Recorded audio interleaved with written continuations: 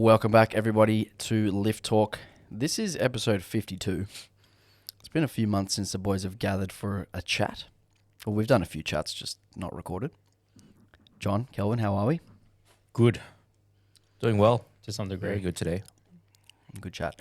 All right, that's it. So So we- see you the next one. Alex, Chris? so many mouth sounds. Whatever you're doing, stop. Sorry, I'm just cleaning chips from my teeth. Do You need to warn people who have you want me to start again? sound this. No, this is funny. Good content. So today we're going to do a little bit of a recap of where the boys, what the boys have been up to, where the boys have been. The first thing on the list was Team Champs, where I took a team to Melbourne, to the Strength Fortress at the start of June. Do you want me to ask you about Team Champs? Or Might you be a good idea if one of you or both You're of just you gonna ask me talk about it questions. yourself. Yeah, Kelvin, you start. So what's the idea behind Team Champs and how does it work? Because you take a team, right? And who, I know there's different categories. There's two different days. So how does it work? Give us a rundown. Actually, can you start with like a brief history of Team Champs? Because it's been going for a few years. Yeah, okay. So Team Champs started 2017. And the first one was like, it wasn't the main part of the comp. It was like a little side thing where you could sort of put yourself forward to a team and your team accrued points and the best team got like a small prize, like a couple $100.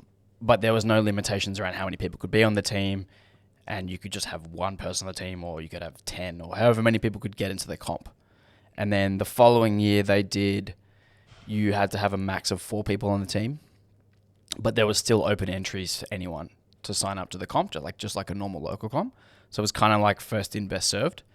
And then the year after that, they changed the rules where each team had to nominate first, and then the team had to then nominate 4 lifters. So there was no one additional in the comp outside of the people competing in the Team Champs competition. So that same format has stayed the same since 2019. Obviously, the TSF was part of USAPL for the last few years, so we weren't able to go until this year. Like, this was our first year back. But we did participate in the first couple. I think we came second one year and like third or fourth the other year that we participated, but we never won it. But now they've expanded it even further to where they have 2 days of lifting. So on the first day, it's the newer teams or the teams who didn't perform as well the previous year. And that's called the Challengers bracket. And you're still in the same competition, but because you compete on the first day, the lifters who are on the second day can see the totals that you've put up in your weight classes and they can just pick you off. So it's definitely a disadvantage to be on that first day. But if your team places top 4 in the first day, you're guaranteed to be on the second day the following year. So that's called the Premier bracket. So the way that it works, each team has to nominate 4 lifters. You can change your lifters and you can put in a fake team and then make a couple of changes before. So there's a bit of strategy around it in the lead up to the competition. But at 3 weeks out, you have to give your final team. And then your roster is essentially set for the day. So if you have to make any late changes to a lifter or if someone misses weight, there's penalties. There's point penalties. So it's actually a pretty cool format. There's a whole bunch of little nuances to it that you can't essentially game the system by just rocking up and weighing in a different weight class or someone else rocking up and being on your team on the day. You have to put your team in their weight classes 3 weeks in advance. So if you place first in your weight class, you get 6 points, and then it's 2, 3, 4, 5 down to 5th place, and then you get 1 point all the way down to however many lifters there are in the class. And then the team with the most points wins. So that's essentially how it works. I love how it's all formalized. Yeah. It's actually so good. There was a Consistent to it. few spanners in the works on the weekend. One of the teams had a guy miss weight, and their team, I think it's a 2-point penalty for not making weight. But that also threw off some of the other teams who were expecting, one weight class now had an extra person, so that took points off other teams. And then there was another team who had someone withdraw the night before, and they had to send another lifter the following day. So they were scrambling to get a new lifter. Drama. Which definitely added to the drama. And that was actually one of the big reasons why we were able to do well, was that lifter who didn't who pulled out the night before, he was competing head to head against one of our guys, and then he was now out. So that gave us like an additional That's cool. point That's up really to good. Who was on the the team that podium. you took? So the team that I took initially was supposed to be Sin, who ended up making the world's team, and then we had to replace her. So she was replaced by Jordan DiStefano from Queensland, who came and competed in the 52 kilo class. She took out first place. It was myself, who I was actually a late substitution because we had a drama with one of the weight classes, and I was able to take second place in the 83s. And then we had Bo Mardonovich from Melbourne, who took out first place in the 93s. He was actually supposed to be competing in the 83s, and we were supposed to have Richie, who trains here, competing in the 93s. And then Bo wasn't going to make weight. He was like miles away. So we bumped Richie off because he recently competed and he was kind of not going great with his training. So we were like, we'll bump you off. I'll jump in at 83. Bo, you do 93. And then the last lifter was Charles Kofusi in the 120, and he came second. Pretty stacked team. Yeah. So we actually had 4 first places after the first day. So we were lifting on the first day. We had 4 first places. And then I was bumped from first to second on the second day. And Charles was actually bumped from first to second on the second day as well, with the last deadlift from the 120 guy. Oh, So he literally pulled- last. Yeah. So the guy in the 120s pulled to go into second place on his second attempt, and then pulled to go into first place on his third Oh, attempt. wow. Yeah, it was actually really cool. That's sick. Yeah, it was cool. That's sick. What was it Um, like? Were you handling on the day as well, or Yeah. Yeah. was there anyone else helping you handle? Or was So it yeah, just you? Claudia came with me. Oh yeah, cool. But I was still like designated as the head coach, which meant that I had to do like all the queuing on the side of the platform, and I had to hand in the attempts. So I lifted in the morning session whilst Jordan was lifting. So I was warming up for squats, and then I'd have to run out and like watch her attempt, and then How was that? take her cards and hand the attempt in. And I had to hand my own attempts in as well. Claudia couldn't do it because she wasn't like, the head coach. Oh, so that's in this just like in team. You have to have one coach who does all the coaching duties. Oh, like, I thought and that you allocated that to yourself. What's that? I thought you allocated that role to yourself, as in like between you and Claudia, you decided that that's what you would do. But Well, yeah, because I put the team in and I was the head coach, and then I changed myself to be a Oh, I lifter see, I later. see. I couldn't change the coach. Yeah. But Claudia was still able to help with all the warm ups and everything like that. Like Yeah, you're right. allowed enough assistance, but she couldn't like formally hand in the cards and stuff like that. yeah, right. So then, as soon as I finished lifting, it was straight out the back for the second session, and both of the other boys were lifting in the second session. That's great. Yeah, it was. That was really cool. Honestly, it was so sick. What was the comp layout like at the gym? How was that? It's not the biggest gym, but they did a really good job with the space. And they do such a good job there because like JP takes such a like professional, He does. like, I don't even know what the word is. Like he takes it so professionally that like every little detail is thought about. Spotting loading team, unbelievable. Like the fastest spotting loading team I've ever seen. Wow. Got this guy there who he has like a tool belt with like all this stuff in it, and when he like brushes the bar for deadlifts, he's like bang, pulls out his rag, Oh, that's wipes the sick. floor, gets the thing. It's like it's unreal. It's You know, so good. everyone's going to do that now. That's Yeah, awesome. Tool belt. It's so good. So like, yeah, the comp itself. That one thing that they did, which I really liked, was no red plates in the warm up room, only blues, and no yellows either. So blues, greens, and whites, Okay. which just makes it like a lot easier to know what's on the bar, because it's like, I don't know, I really like that. It's a bit annoying, like Think about that. for I've had this discussion. if you with jump JP. up in red plates, like it's a bit annoying going like blue and change, but it works really well for I just really like the blues Interesting. for warm ups. You like them because it just made it easier to calculate. Yeah, Uh, I feel like most people are better at blue math. I don't know. Maybe you not. just make something Maybe up. not anymore. Maybe like maybe don't think so. Maybe that's actually changed now because I feel like I would struggle with blues, to be honest. maybe you're right. I do understand what you mean, because if you go to a commercial gym, it's 20s. That's, Yeah. And that's what I mean. Is three like, plates is 140, not 170. Yeah. But if I went back to a commercial gym, I feel like I'd struggle to figure out. Nah, you'd be how spending many the time plates? complaining about how they don't have calibrated plates. That's what you'd be that doing. too, but I think now that I say it, I think probably in the past that would have been like a really good thing, the plate math. But now, like pretty much everyone has access to reds and trains with reds. That Well, it's a lot more common. That's probably more the vibe. yeah. So yeah, we were actually able to win. We won the whole thing. Here's a trophy. That's amazing. Congratulations. Congrats. So yeah, so we were in first place after the first day with 4 first places, and there was a couple of teams who could have bumped us off. So the team who was in second, My chips are covering. compound training from Hobart, they were actually in second place after the first day. They had 3 firsts and 1 second, and their second was to Charles. So Charles actually pulled his third deadlift to beat the other guy. And if we were lifting on the second day, we would have been pulling to beat the other guy, but we only did what we needed to win the day. Yeah. And then the other guy was able to chip us the following day. So it's Yeah. like, it's funny how it works out like that. So what happens if you've got a team that has, like, say for example, a team has 4 females and the other team has 4 males, and they both come first in their weight classes, like, respectively? Oh, you mean the tiebreaker? Yeah. So what happens in that case? Yeah, so the tiebreaker, the first tiebreaker is the average GL.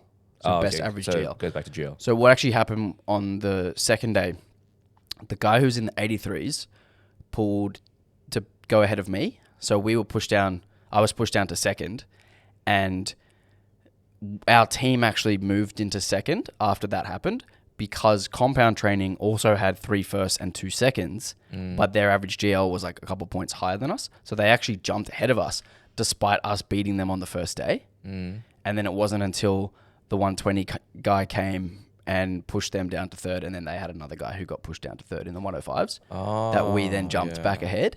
So it was like really interesting how Wow, that's cool. it all shakes up. I really like it, the fact that even though you've competed the first day, the second day, the way it's structured means you have to watch it the second day to see where you end up. And it's, like you said, it could potentially be like a nail biting experience where you're watching it and going, if this guy gets it, then we'll get screwed down. So I was actually commentating the final session when it was all shaking out.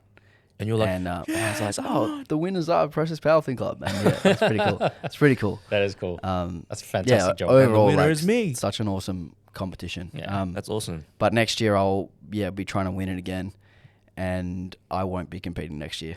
I was definitely just like, I mean, I did well. I was really happy with how I competed and how I did, but I feel like it would be better to be there, not having to compete as well as coach. Like I'd prefer to send 4 of my own lifters rather than jump in. On your roster right now, who would you send, which would give you feel like the best possible team?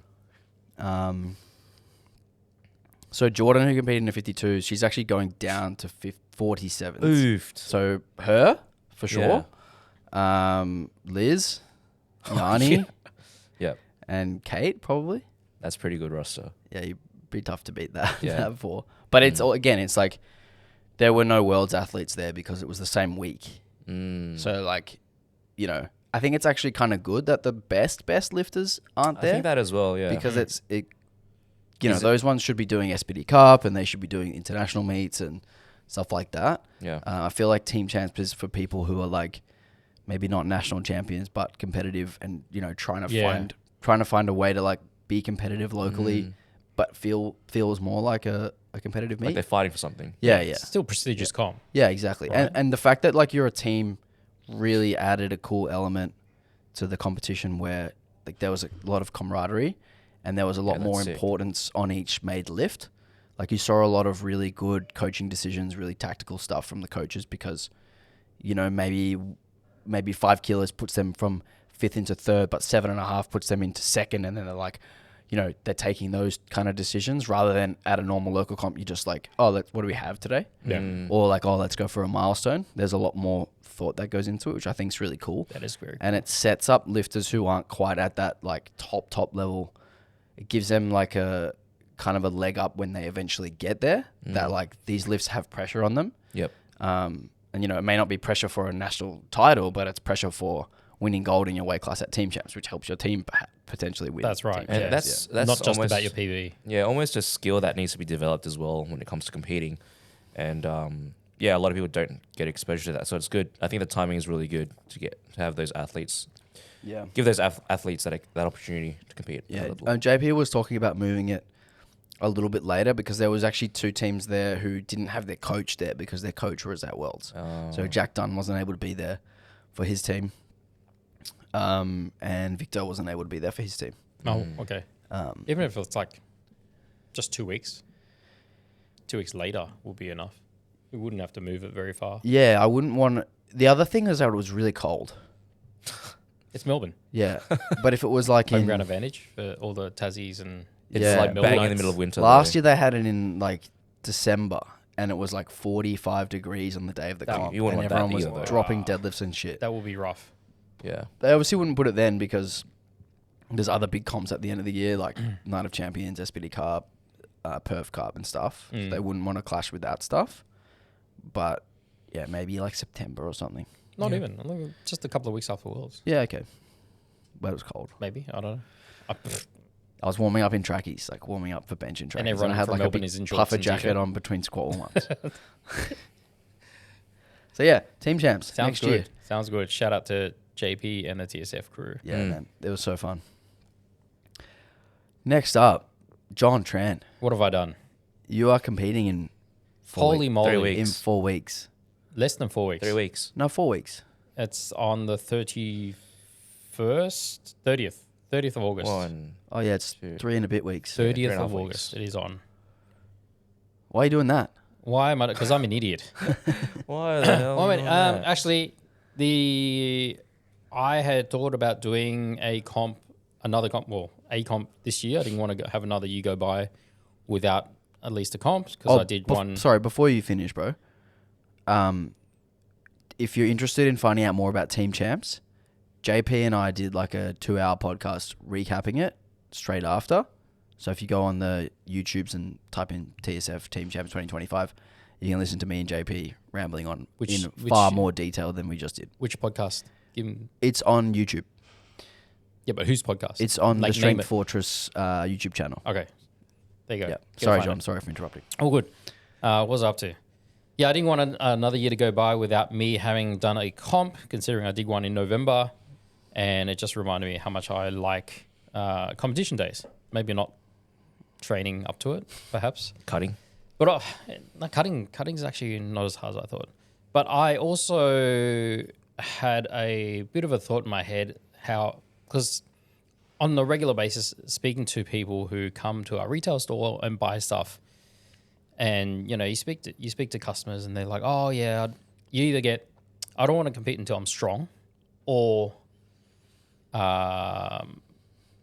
people are waiting for like the ideal sort of time in their life where they've got, I don't know, 6 months free to be able to ramp up and just go and give their all. And I thought to myself, like, how about why do people have to wait for this perfect moment all the time? Is it such a barrier to entry? So I just wanted to prove to myself that, okay, I'm not prepping for nationals or anything, too serious. I just want to compete. I just want to go in there and do some heavyweight under comp conditions and get refereed. So I thought to myself, how hard is it just to go, hey, I'm going to sign up for a comp, and yes, I'm going to take it seriously and actually train as much as I can into it, but not rely on the fact that, hey, I've got 16 weeks of like trouble-free life to line everything up to, dot all my I's and cross all my T's. It's like, can it be done? And still perform reasonably. So what I've done is I was going to sign up for this comp, missed because it got filled up really quick. So I just jumped on the wait list. And then this was actually prior to me going on holidays to Germany and going to Worlds as well. And somewhere along the way, I think just at the start of this month, a spot came free.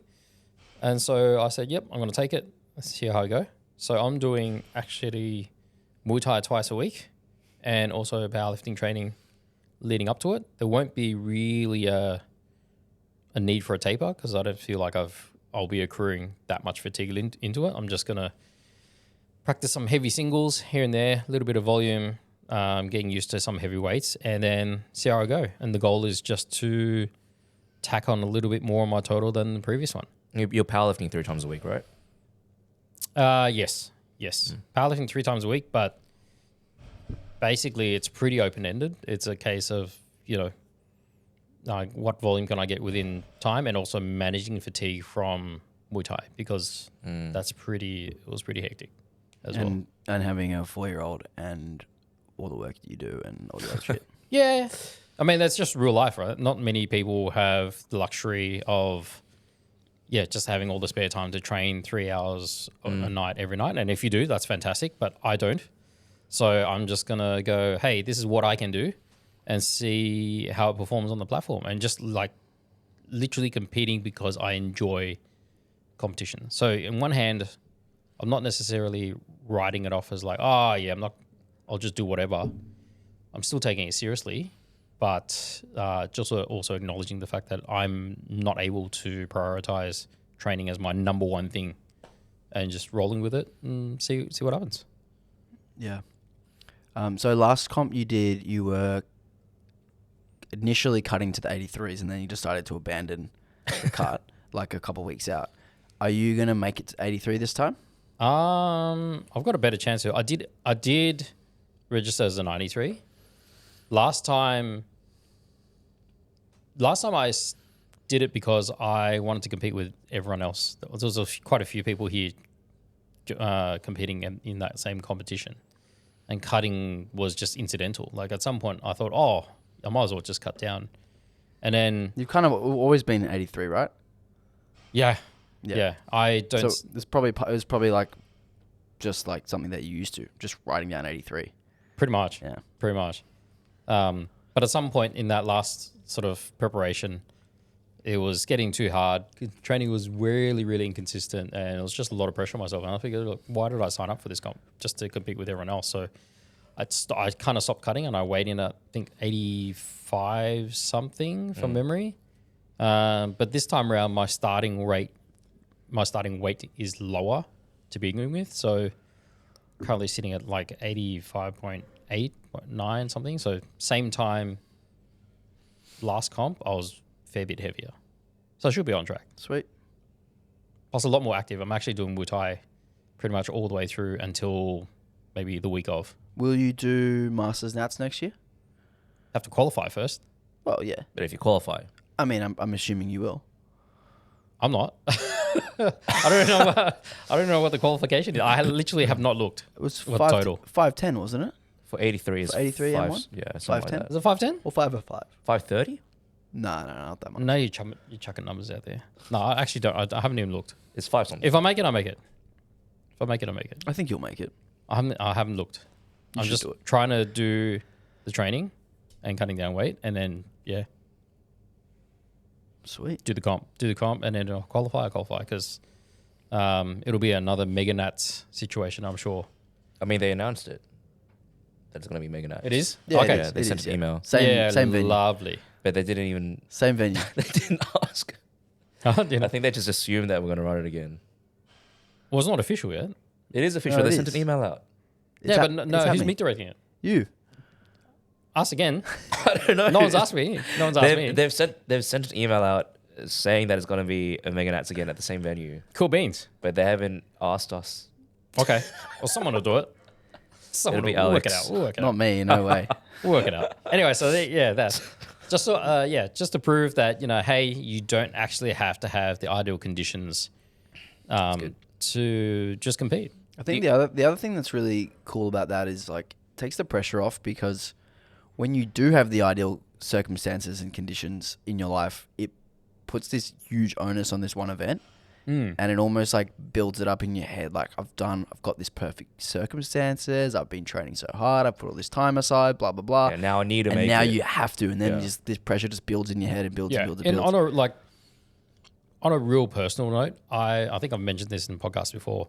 I'm the kind of person where if I'm trying to do a training session and I'm like gearing up to it, that's half an hour, I'm going to start training in half an hour, and I have a sequence of events that needs to happen. And if that doesn't happen correctly, get interrupted, it throws me off completely. I have this mental struggle, and I might write off the training session altogether.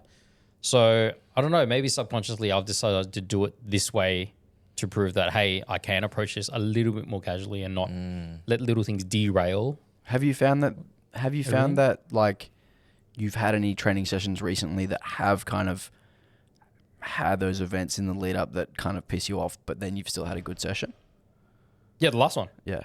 Literally the last one, where I just like worked up to a heavy single for squats, heavy triple for bench, and there was a whole bunch of accessories, and then got interrupted, so I had to work it out on the fly, and I managed to yeah, basically go, hey, all right, I'm just going to superset these 3 exercises and just cop it and just get through what I can and put the effort in, get a pump, and call it there. So gave myself a pat on the back for being able to actually get it done and not just throw my hands in the air and go, oh, this is rubbish, can't do it. So yeah, just hoping to build on that and yeah, through my own experience, and then hopefully I can convince someone else that, hey, if you want to compete, you don't have to have, especially if you're a beginner or you're in a position where you're not, going for nationals or anything like that, and you're just doing it for fun or an enjoyment. You don't have to have everything all lined up. A really good way to frame it, which I've seen like as an Instagram post, is a lot of people will say like, oh, that's all I could do today, and frame it in a negative way. But then if you flip it on its head, it's like, I did all I could do today.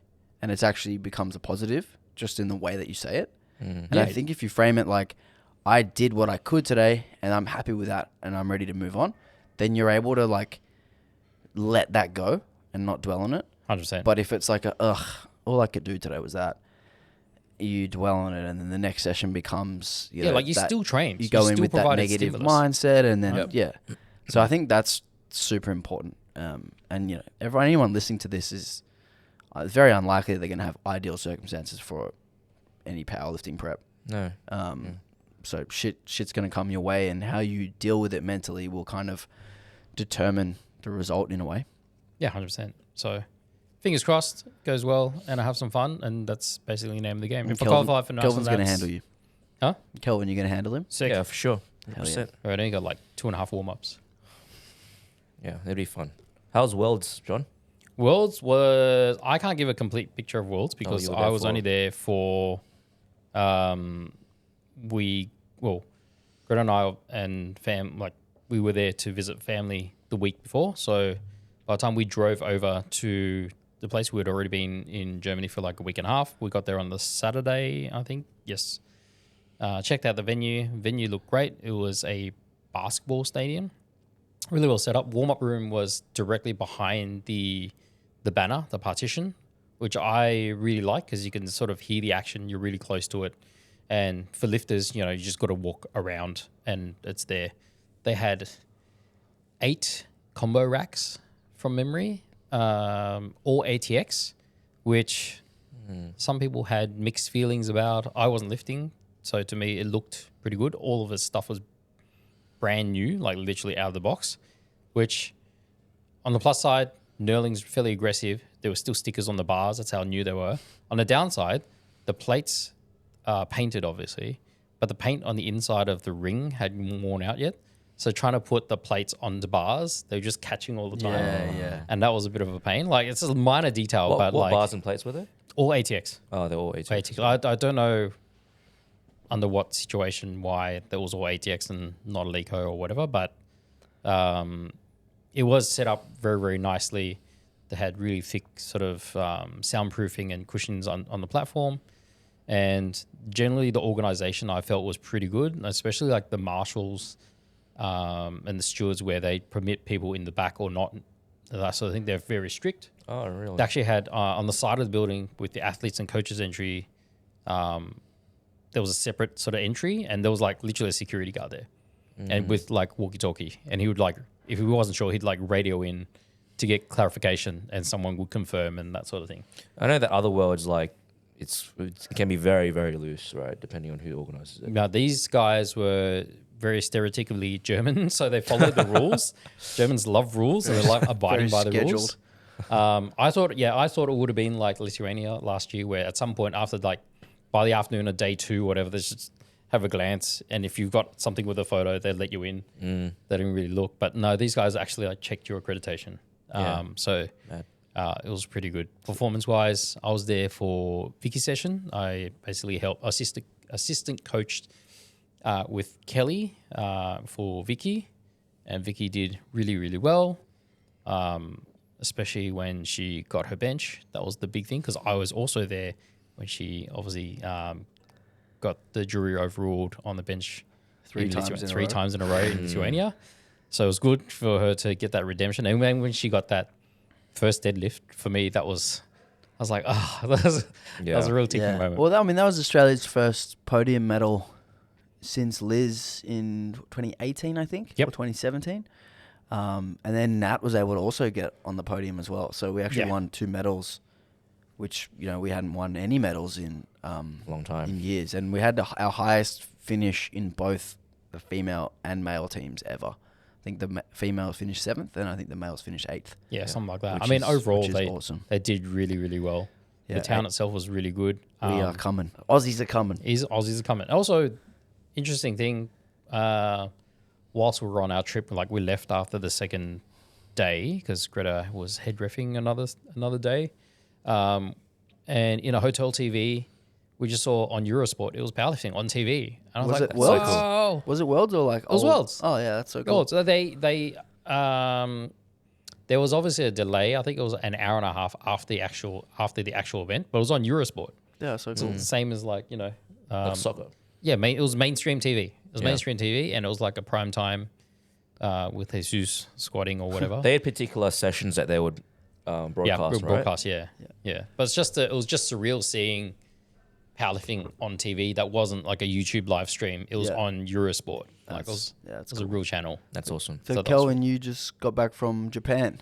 Yes, so got back from the Asia Pacific African Championship in Japan, Himeji. Head coach. I was head coach with David Hoffman, and that was a really, really cool experience. I think that we brought a really talented group of both coaches and athletes. And I was kind of thinking about this when you were talking about how Team Champs is a similar time to Worlds, where it gives those who aren't really like the national champions just below that the opportunity to compete. I feel like we had quite a few of those athletes at that regional, and we were actually in a lot of battles. Like I think each day there was at least 1 or 2 battles going on during the sessions, whether it was just bench only, whether it was 3 lift. So it was really, really cool to be part of that. Yeah. How did you find co-head coaching with Dave? Like, how did you manage the responsibilities between the two of you? I'm really, really glad that we were co-head coach, and we worked really well together in the lead up to the comp. Basically, as head coach, you're responsible for organizing the coaching list, so allocating the coaches to the athletes. So what we did beforehand is we sent out Google Forms to basically get a feel for whose everyone's preferences were as an athlete. Like if your coach was going as well, they could select them, or they'd select whoever they preferred to have coach them on the day. And then we had one for coaches as well, and asked them if they had any preferences or any of their own athletes competing. And so Davey and I basically just went back and forth with allocating the coaches to the athletes. And like I'd send him a draft, he would adjust it, send me back a draft, and then would message coaches and go, hey, like, are you familiar with this person, and things like that. And then in the lead up, we would contact the coaches and ask them to reach out to the allocated athletes. And it was just really good to bounce off someone in the lead up, in the preparation to the comp. And then when we were there, we were pretty much, either one of us was pretty much there the whole time. So it took a lot of responsibility off just one individual to have to be there all the time and to oversee the team. And like David could be back at the hotel giving people passes, their accreditation passes, as they were arriving, and I would be at the venue, like overseeing or coaching myself. So I think that system worked really, really well, especially for such a big team. I think it was like Yeah. How many 60, people? hey, 60? 60 I think it was 50, 52 I think it was athletes or 54. something? I think it was 54. Something like that, 56, yeah. yeah. That's a lot. Yeah. That's a lot. Yeah, of I lot think of- if yeah. you would only have one head coach for a team that big, like, it's just so much work. That's a lot. Yeah. The person almost wouldn't be able to do any platform coaching. No, you wouldn't. You'd And just be, it, like, overseeing everything. And the other thing is also something I would like to see more of are coaches who stay there for the whole comp. Obviously, like it can be financially like a big cost to stay there, but it was really good to have. I think it was like Beth, Zach, Vin. So we got cut off there. Where were we, Kelvin? So yeah, I was saying it'd be nice to see coaches there for the whole comp, because I think that just leads to consistency and just more opportunities to coach really at a level where we don't get that kind of exposure to in Australia. And you know, there are only going to be a handful of people in your roster who will be able to be in those battles at a national level, and every other comp's just a local comp, right? So I think by getting yourself out there as a coach and coaching at these regional competitions, it definitely exposes you almost every day to experiences like that, which is so valuable. Yeah, and something that I've like seen a lot is it's quite hard to know what's going to happen in a scenario unless you've been in a similar scenario. Because it's quite hard to also teach a younger coach or a new coach, hey, here's what you need to know when this happens and when this happens. Because there's too many different potential and scenarios. there's like lot number and Yeah. what happens, like who gets a total first, if they have the same weight and body. Yeah, there's just stuff like so that. many variables that when you put yourself into these situations, you're going to cover all of the potential sort of example scenarios that are going to come up again. Yeah. So once you've done it once, it's like you go, oh, this is similar to that time I did this, and these were the potential options I had. And now I know how to handle this situation better. As opposed to when it's a completely new one that you haven't been in before, it takes a little bit longer to figure it out, and takes a little bit more thinking to make the right decision. I think What about sorry to jump in there, but I just came up with an idea for an aspiring coach who wants to eventually coach at an international level. What are some takeaways that you could give? Like, what makes coaching at an international competition different than, say, locals or nationals? I think one thing that I was going to mention already was you're working with such different people and people who aren't your own athletes. So you have to basically like click with them on the day, right? Obviously, you might have some conversations with them or calls with them in the lead up. You may have seen them around or seen them on Instagram. But like, for example, I was coaching a few masters and equip lifters who I've never seen in my life. Like, I didn't even know who they were until I met them on the day. And so it forces you to have to build that relationship with them real fast and make sure that they do trust you and trust your decisions when it comes to comp day. And as a coach, what you have in mind for them and what they have in mind for themselves is very conflicting, and they think that they can achieve like plus 10 on what they've done in training, then you have to be able to speak to them in a way where you hear what they say, you understand what they're saying, understand where they're coming from, but also explain to them like, look, you've flown halfway across the world to compete at this competition. I think in your best interest, it would be good to, lower things a little, make sure you get that attempt in, and those sort of conversations. Managing expectations. Yeah, managing expectations is super important. I think the other thing, like I mentioned before, at international competition, you don't have those experiences, especially as a younger coach, of being in a battle. And I think by being at a regional competition, it exposes you to that, even just battling for like a 4th place or 3rd place. Yeah, not or even first. just like a bench medal or squat medal. Yeah. Yeah. Like that as well. And trying to assess right in that moment how many more kilos that lifter has in the tank without having previous data is another skill that you develop real fast when you're at a competition, when you're not coaching the actual athlete. Like, you haven't had any experience with that athlete, and just judging based on what you see then and there. Something that I do every time I watch a powerlifting comp ever, and I've done this for so long, is I try to guess what the coaches are going to put in. Yep. And I Same. also try to guess how much they've got. And I also, in my head, will go, oh, I would do X. And then when I am then tasked with the job of handling someone who I've never seen lift before, I've got all this data in my head from all the lifts I've watched. And I've seen, bars slow down at different points, and I can kind of like extrapolate that out a little bit better. What do you mean? It's always +5.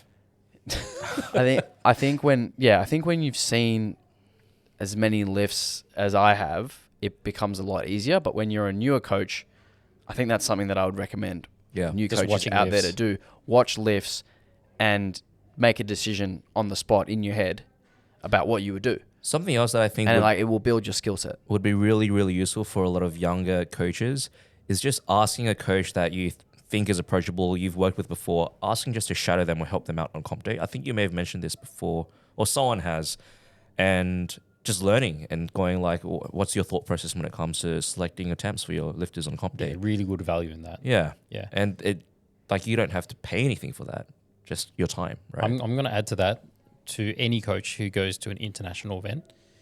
one thing you need to get your eyes on is good lift.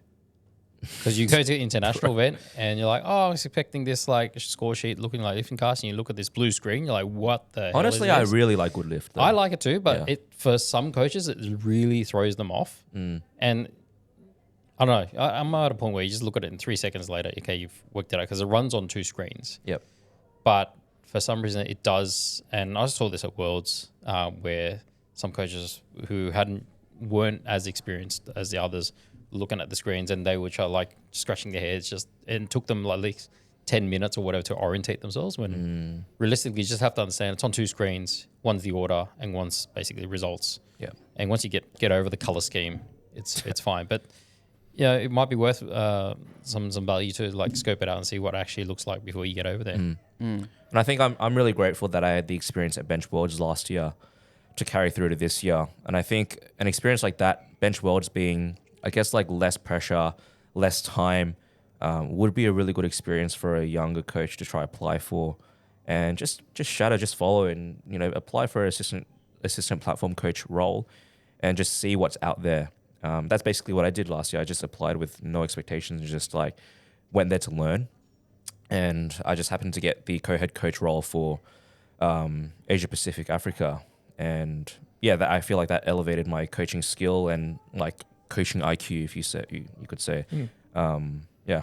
Yeah, I think you said it really well there, is asking coaches why they've made decisions is a really, really, really fast way to learn. Like I think I learnt a lot from watching other coaches, and also asking. JP was a huge one for me when I was a lot younger, like 10 years ago now.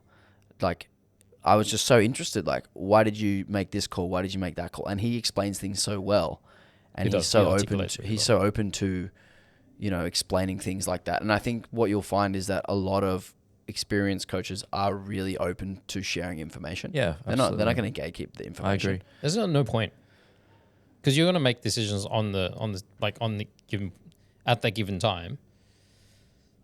What's the point in gatekeeping? Yeah, at all. it Like, gives you no. it's not a secret advantage. recipe. I think the biggest take home that I have for a big competition is to trust your gut. I think that's the number one thing that I would say. Any time where I've had a lifter miss a lift at a big competition, I've always gone into that lift with doubt. Yeah. Or I had doubt when I was writing the number down on the paper. Yep. Yeah. And whenever I whenever I watch the second attempt, I write it down straight away. In my head, I'm like, that's the fucking number. That's the one. Hand it in. 90% of the time they make it. I think the thought Same process, with and I reflected about this, the thought process that I go whenever I make a wrong decision is like, oh, they could get another 2.5, or they could get another 5. But then I always pull myself back and go like, what's the point? What's the point of potentially missing that if they can just secure something that they can definitely do. I look at 2 mistakes that I made at Megan Atz, 2 in particular, both on bench press attempts, one for Hugh, one for Jesse. And I sat at the table and I like used up almost the whole 60 seconds Just making up my mind, because I was choosing between 2 numbers in both situations. And in both situations they missed because I didn't go with my gut, which You was had telling doubts. me the smaller number. And my gut was saying, pick the smaller number. And then my like emotional side was like, nah, but they're good for it. And I was wrong. You're just convincing yourself. And it's like having experiences like that where, I was exactly right. I was taking the time. I was like, maybe I'll be convinced of it in 5 seconds. And I'll wait a little bit longer. Maybe I'll be convinced of it. And then eventually I was like, fine. But even writing it down, it didn't feel good. Like, I can relate. I think even Kana's third Kana's squat, third that squat, one comes to yeah. mind. We've And spoken about this. I did exactly the same thing that you did. I stood there and went, I really want to write this number down, but I know it's wrong. I really want to write it down, but I know it's wrong. And in your mind, it's like, oh, maybe it's because it was harder because of this. Yeah, they misgrooved or you something. try- Misgrooved, like yeah. it was something. You yeah. find anything. You Yeah, find find any anything. way to talk yourself into it, but whatever your gut is telling you is right. I had an experience in Japan as well. I was coaching Kelly Andrews, and I was being assisted by Chloe and Chris. And I think it was her second squat, and they're like, "Oh, she's good for it. She's good for it. Like, put it in." And in my heart, I knew I was like, she's not gonna get it. But because they were like, she's good for it, I was like, okay, you guys know her. You've seen her train, so I put it in. She ended up She missing. did the, equipped, right? yeah, she did equip. She ended up missing the third squad, and I was like, I fucking knew it. I should have just trusted myself. But It's hard in those. It's really hard in those situations because you don't have all the information that the other people do. Yeah, like Chloe that's and Chris right. both train Absolutely. with Kelly, and then Yeah. obviously Kelly has the most information. So in that instance, I probably would do what you did as Yeah. yeah, well. and I think Because they're the ones with the more info. yeah, it's like deciding whether or not you trust that, which is a lot of info, or just trust and backing yourself, which is in that situation difficult to do because it's like 3 against 1, right? But yeah, I wouldn't say that's a wrong decision. I would have done the same. Yeah. I still walked away going like, fuck. I know even more now. I should trust my gut. Like I proved myself right even more. So Yeah. it's still a good experience. It's all the fun and games of coaching, right? And I You think live and that learn. that's another key takeaway from coaching at a regional competition where you learn to back yourself more, I think, because you're making these decisions on the fly, which aren't so pre-planned, I would say. You don't If- have all the pieces. No, you don't. And so you have to really trust yourself and back your skills and back your abilities, which is something that I learned. And I think I've walked away honestly feeling good about myself. Like I made good decisions that week and I proved to myself I'm a fucking good coach. Yeah. Cool. How was your trip to Tomorrowland? Did you, After get, it there, burnt did you down? get there before it burned down? No. I one was got in there I was before. Oh, did it layover in burn down s- before? Did 2 it days burn out. down? 2 days Oh, before. I thought it burned down at the start of the thing. No. So it burnt the main stage of Tomorrowland burnt down on Thursday. So I was flying from Japan to Singapore to Frankfurt to Brussels. It was a long flight. And I was in Singapore and then in Singapore connected to free Wi-Fi at Changi Airport. And then the first thing I see on my feed, people are sending me all these videos, is the fucking main stage burning down. And I'm like, Who are you going there with? I went there by myself. Went there on your own. Yeah. Fuck, that's crazy. I I would went- never do that. Good for you. It was really, really cool. But yeah, just really unfortunate that the main stage burned down. What did they do? And- Rebuild it? No, they didn't. They just they left just- it there. they It was so cool because I thought they rebuilt something. They they something did there. build something, but they didn't rebuild the whole main stage. They actually demolished half of it, and they actually just left the crane that was like knocking it down. They just left it there, like up against the Oh, really? framing. So that was like the new background. Yeah, and then in front of it, they built this like long LED strip stage kind of thing. Okay. And honestly, the main thing that I was concerned about was them just canceling it straight out. And I was like, well, just got to party in Brussels for 4 days and then fly to Malaysia afterwards. But they ended up not canceling it. They not rebuilt the stage, but they built a new stage, built up the new sound system.